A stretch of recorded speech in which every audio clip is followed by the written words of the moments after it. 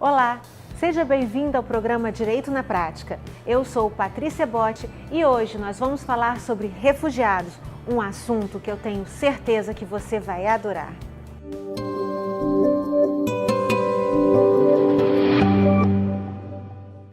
E para falar sobre refugiados, eu recebo a doutora Brunella Vincenzi, professora da UFES e titular da Cátedra Sérgio Vieira de Mello da ONU para Refugiados. Doutora, muito obrigada pela presença. Obrigada, Patrícia. É um prazer estar aqui. Eu recebo também a estudante de Direito, Geórgia Malta. Muito obrigada, Geórgia. Obrigada, é um prazer estar aqui. E nós vamos começar pedindo à doutora Brunella para nos esclarecer o que é um refugiado. Bom, tem que explicar aos poucos. A gente tem que diferenciar refugiados de migrantes. Certo. E dentro dos migrantes, a gente tem um grupo de pessoas que a gente chama de migrantes voluntários e o outro grupo de migrantes forçados ou involuntários. Dentro desses migrantes forçados, a gente tem refugiados que assim são tratados pela lei brasileira e pelos tratados internacionais e outros migrantes forçados que não vão receber o status de refugiado.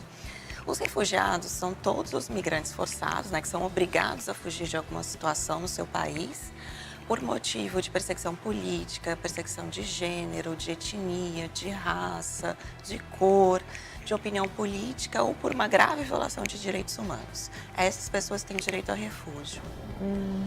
Todas as outras pessoas que são forçadas a migrar por algum outro motivo, mas não estão elencados nessas hipóteses de refugiados, elas acabam migrando, não tem o amparo da lei que os refugiados têm, mas mesmo assim a gente entende que são migrantes forçados. Por exemplo, os haitianos que a partir de 2010 começaram a vir para o Brasil, eles fugiam, saíam do Haiti por conta de uma catástrofe ambiental, terremoto.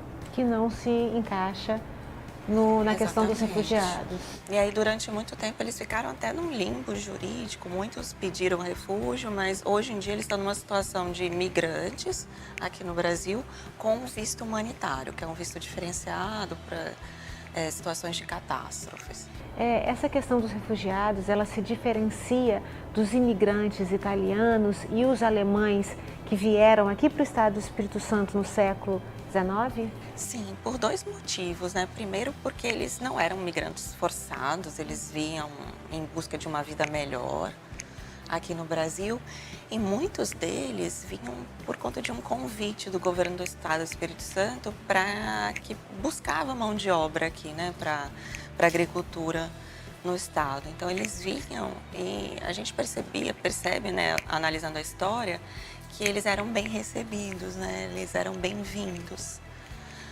Talvez por conta da condição econômica e condição política do Espírito Santo e do Brasil no início do século, a gente precisava mesmo de mão de obra, mas essa não é a mesma recepção que a gente vê outros estrangeiros recebendo, Então, mesmo os haitianos, os venezuelanos, eles lutam para receber uma recepção melhor aqui no Brasil, porque algumas pessoas acham que eles podem ocupar o seu posto de emprego, lugar de trabalho, Isso é uma coisa que a gente precisa diferenciar também. E esse refugiado, quando ele chega no Brasil, ele procura quem? Ele vai ser acolhido por quem? Como é que funciona? O refugiado, ou toda pessoa que está nessa situação, que às vezes até se acha com direito a refugiado, ele vai entrar por uma fronteira ou marítima, ou fluvial, ou nos aeroportos, um grande lugar de entrada é o aeroporto de Guarulhos, ou nas fronteiras no norte do país. Então a gente tem muito em Rondônia e em Roraima. Nessa fronteira, em qualquer localidade onde tem um agente da Polícia Federal, vai ter uma indicação refugiados, várias línguas. No aeroporto de Guarulhos é fácil de indicar, é quase um corredor que você pega para refugiados, porque às vezes a pessoa está até sem passaporte.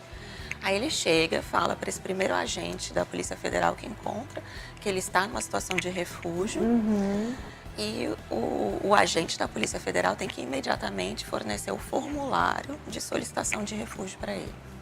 Isso é o que diz a lei brasileira, o tratado, a Convenção de Genebra de 1951, e essa é a responsabilidade do governo brasileiro. Então, qualquer pessoa que chegue tem que ser recebido, se ele diz que é refugiado. Entendi. porque ele está eventualmente correndo risco, né? E aqui no estado, como que é? Como é que eles fazem? Quando os refugiados chegam aqui, eles podem chegar de duas formas. Ou eles já entraram por alguma fronteira anterior e não pediram refúgio, acontece muito. Eu tenho alguns casos de sírios que faziam isso, vinham por Guarulhos, não tinham informação de como pedir refúgio e vieram para cá.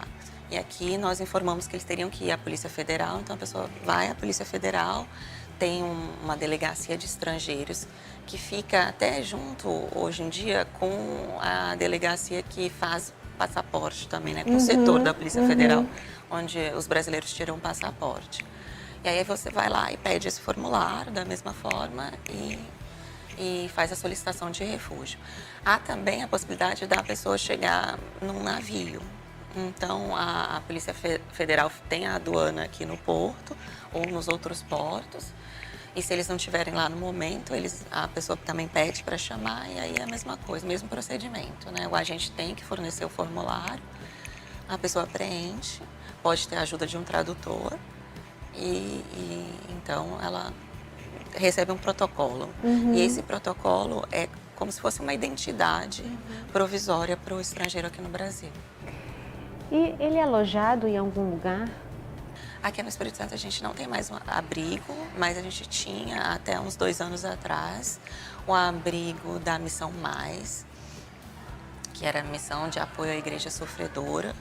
Era uma iniciativa de várias igrejas evangélicas aqui no estado que recebiam refugiados da Síria, refugiados cristãos que sofriam perseguição em razão da sua religião pelo Estado Islâmico. E vieram quase 200 famílias para aqui, para o Espírito Santo. Foi um momento que a gente decidiu criar a cátedra, né? Fazer o contato com a ONU para receber a cátedra aqui no Espírito Santo. E hoje em dia a gente não tem mais e é uma dificuldade, né? Achar um lugar para essas pessoas morarem Geórgia, e qual é o posicionamento da UFES, você como estudante de Direito da UFES, a respeito do acolhimento aos refugiados? Bom, hoje com a cátedra na UFES, a cátedra desenvolve vários projetos extensionistas, né? 2 deles são voltados para o acolhimento e inserção de cultura árabe para brasileiros e para pessoas que têm ascendência. É um curso cultural, um curso em que alunos e professores fazem uma troca, não só linguística, mas também através de cinema, de música, dança do ventre, para conhecer o mundo árabe, uma forma também de aproximar esses migrantes, esses falantes. Exatamente, né? Esse acolhimento e socializar com outra cultura diferente. E também tem o curso de português para estrangeiros, é uma abordagem diferente porque é através da cultura que se ensina a língua para esse não falante do português. Então, hoje nós estamos com cerca de 12 alunos de diferentes países, né? Alguns são refugiados, outros são só alunos intercambistas, que estão conhecendo melhor o português através dessa atividade da cátedra. E a oferta da disciplina no curso de pós-graduação em Direito, que é a proteção da pessoa humana no direito internacional. E aí, dessa forma, a gente abre os muros da universidade, também insere esse contexto da tutela da pessoa refugiada, do migrante, nas discussões acadêmicas, né? Porque não pensamos só em fazer um estudante de direito, ou de formar um operador do direito que pense apenas no direito nacional, no direito restrito ao povo brasileiro. Sim. E esses refugiados, quando chegam aqui, a primeira coisa, eles têm que procurar essa solicitação de refugiados, depois eles têm que ser colocados em algum lugar de alguma forma, e depois eles se mantêm como? É dada essas oportunidades de estudo, mas existe o dia a dia, existe a manutenção de uma vida. Como é feito isso? O mais importante para a pessoa refugiada é ter um emprego, né? Eu acho que por vários motivos, né? Para se manter e para se inserir na vida, né? A gente vê o trabalho nesse sentido muito mais do que só a manutenção financeira, mas como uma forma de se inserir na comunidade.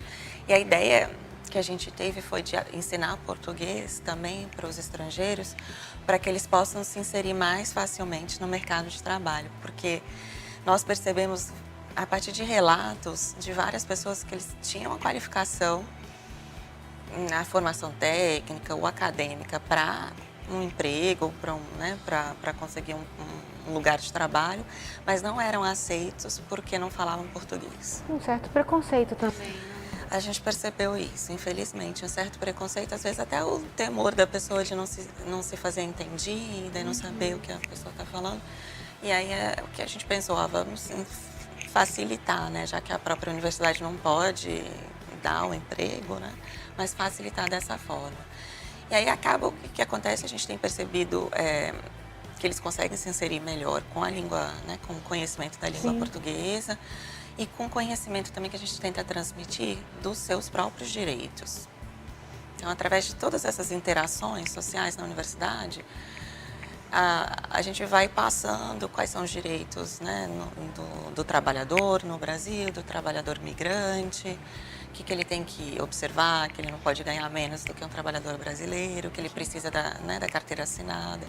Porque muitas das situações, apesar de um refugiado, isso eu nem falei, ele imediatamente, depois que pega esse protocolo, ele já pode, no Ministério do Trabalho e Emprego, solicitar uma carteira de trabalho provisória. Isso é um dos benefícios que o refugiado tem e que o migrante não tem.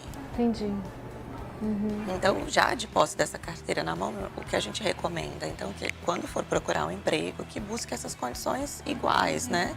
Com o mesmo salário, com a carteira assinada. E o que a gente tem percebido é que, infelizmente, algumas empresas simplesmente rejeitam e outras empresas, elas aceitam a mão de obra Com salário inferior. com salário inferior, com trabalho muito mais pesado e algumas das vezes sem até a carteira assinada. E essas pessoas não têm nada. A maioria das pessoas Então que elas fogem, precisam. elas aceitam as condições. E eles falam para mim, olha, professora, não tem o que fazer, eu preciso comer. Viver, né? Então a gente tem vários casos assim, que a gente até pensa, ai meu Deus, o que a gente vai fazer? Faz uma demanda trabalhista, procura o Ministério Público do Trabalho, mas depois você pensa, melhor manter uma condição de vida e sociabilidade da pessoa até ela conseguir um emprego fixo, né? Doutora, nós precisamos fazer um intervalo e daqui a pouco nós voltamos.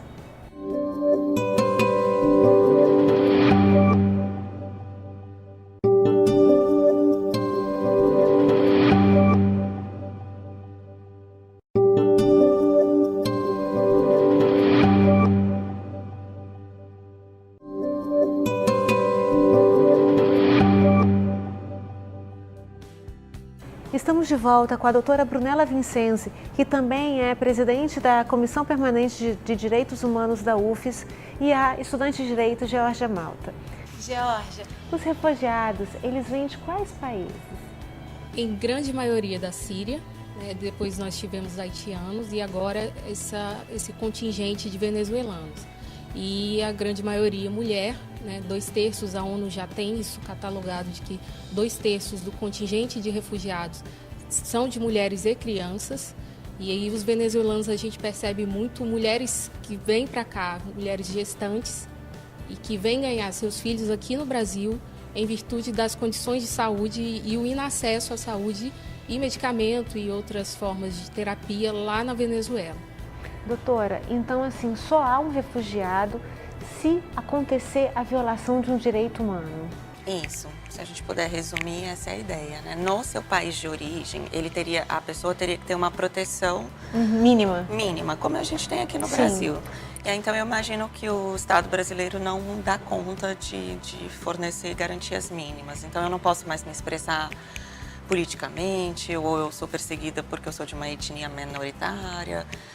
No caso dos sírios, que é uma condição de refugiado aceita mundialmente, não há discussão sobre ser refúgio ou não, a perseguição é tanto do governo, então para os opositores ao governo do presidente Assad, quanto aos opositores do regime que o Estado Islâmico quer instalar. Então, os que chegaram aqui no Espírito Santo, por exemplo, a gente só precisou falar, olha, são sírios dessa região e são perseguidos porque são cristãos pelo Estado Islâmico. Então, esse é um caso de violação óbvia, não há muita discussão. Tanto é que os processos dos sírios andam mais rápido.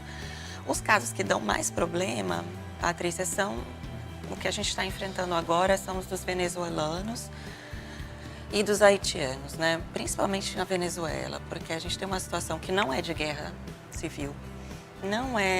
Não são todos que fogem por perseguição política, a gente sabe que há perseguição política, mas os relatos é que eles chegam aqui por questões de falta de comida, falta de saúde básica, né, os casos das mulheres que não podem dar luz aos filhos. E isso não se encaixa perfeitamente na lei. Ele não consegue ser qualificado como refugiado e ter condições de ter uma carteira de trabalho, participar de um curso na UFES. E o que é feito? Bom, com relação aos sírios,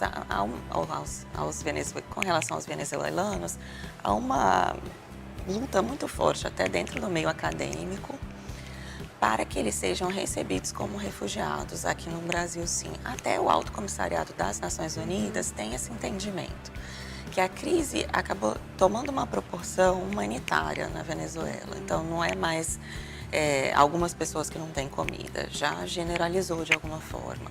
As doenças também, que normalmente em um outro país as pessoas não morreriam, lá já chegou num ponto de que a pessoa pode morrer de uma simples infecção intestinal, por não ter um tratamento adequado. Nossa, isso daí então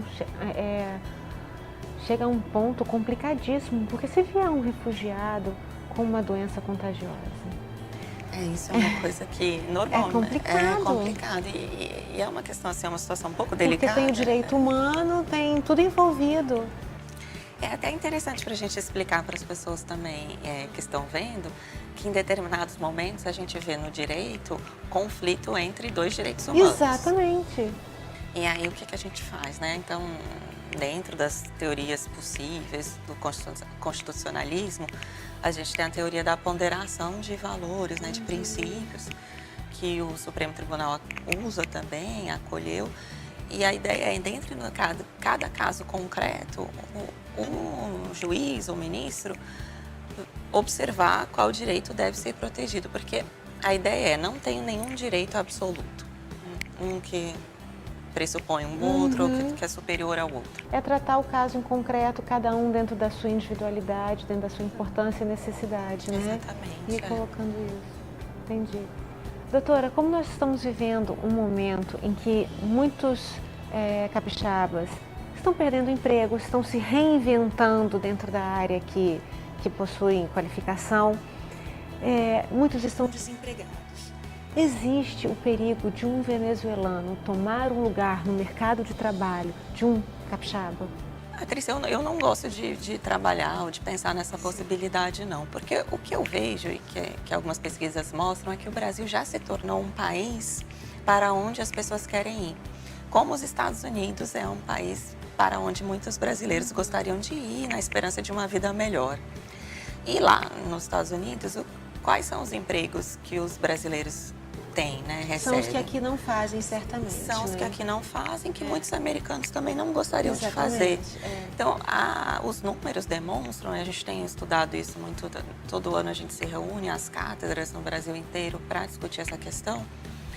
E esse ano a gente discutiu muito isso, né? Porque os venezuelanos não estão vindo só para o Brasil, mas estão indo para o Peru, para a Colômbia, para o Equador. Chegam muitos na Argentina também. E a percepção dos pesquisadores é de que, chegando nesses países, os refugiados fazem ou assumem um trabalho que os brasileiros, os nacionais desses outros países já não querem mais fazer, porque estão mais qualificados também e com salário menor.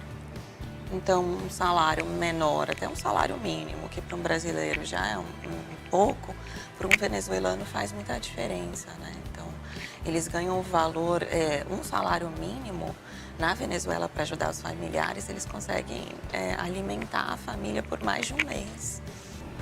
E o refugiado que trabalha aqui, ele consegue ajudar um familiar que ficou no país de origem? Sim, a maioria faz isso, é impressionante, mesmo na Síria. Doutora, nós precisamos dar uma paradinha para um intervalo comercial e voltamos já já.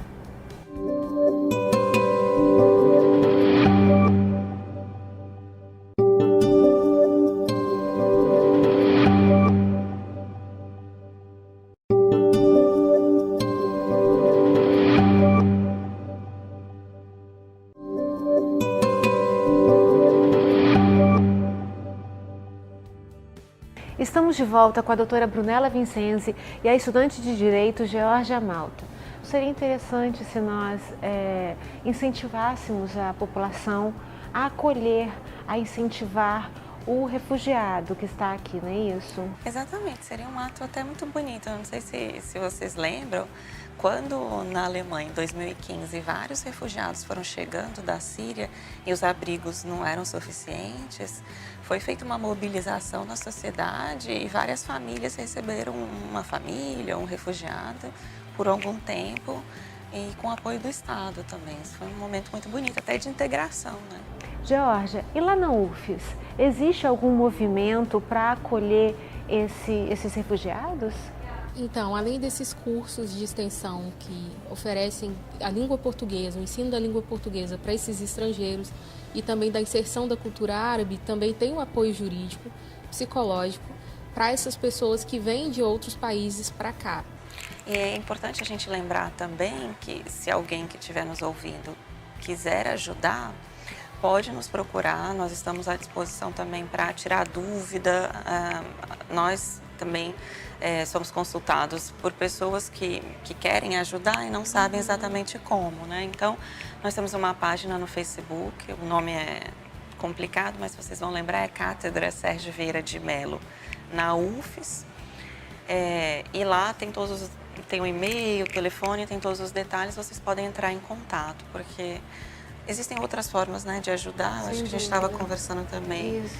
Se as pessoas puderem oferecer um local de trabalho, um emprego, mesmo que seja um emprego temporário. E um alimento, uma roupa, também é necessário? No momento que a gente está, não é mais necessário. Geralmente as pessoas nos procuram muito com essa dúvida, bem lembrado, Patrícia. Que as pessoas acham que imediatamente seria bom levar mantimentos e roupas, mas a gente já passou dessa necessidade inicial para uma necessidade mais importante agora, que é de um emprego. Então, porque o emprego a gente conversou antes, né? Ele insere a pessoa na sociedade e também dá dignidade. Dignidade, exatamente. De pagar suas próprias contas, né? Aquela sensação que a gente tem de que pode fazer alguma coisa. Então, o que a senhora está querendo dizer é que essa necessidade primária, que é a fome, que é a vestimenta, hoje está sendo suprida quando esse refugiado chega. A questão é amanhã, como é que vai ser? Depois que ele tiver a carteira de trabalho dele na mão, como é que vai ser? Essa é que é a questão, né? É nesse sentido que precisamos da ajuda da população, das empresas, a solidariedade nesse sentido. Exatamente, né? E eles são muitas vezes portadores de qualificações as mais diversas, que podem ajudar até ao crescimento, né, dos negócios aqui no Espírito Santo. Acho que a Georgia pode explicar um pouquinho. São diversas qualificações profissionais, né, desde engenheiros, por exemplo, o professor do árabe, que nós ofertamos esse curso pela cátedra, ele é um engenheiro. Né? E no curso de português nós temos recebidos professores universitários, temos recebidos psicólogos, temos recebidos professores de ensino básico. Então são diversas profissões que estão presentes ali no nosso cotidiano, não são pessoas que têm apenas o ensino médio completo. Nós temos professores universitários, temos doutores lá, temos advogados, e que vêm para cá nessa condição de refugiado. Muito obrigada, doutora. Obrigada, Georgia. Eu agradeço imensamente a disponibilidade de vocês de estarem aqui. Muito obrigada, Patrícia, por nos dar essa oportunidade de trazer esse tema aqui. Nós agradecemos por essa oportunidade de dar visibilidade a esse tema tão importante sobre refugiados. E eu aproveito a oportunidade e convido seus colegas lá da faculdade para virem ao nosso programa falar sobre os mais diversos temas. E nós encerramos mais um programa do Direito na Prática e eu agradeço a sua audiência. E se você tiver qualquer dúvida ou dica, entre lá na nossa página no Instagram, TV Direito na Prática, e no Facebook Direito na Prática. Obrigada e até o nosso próximo programa.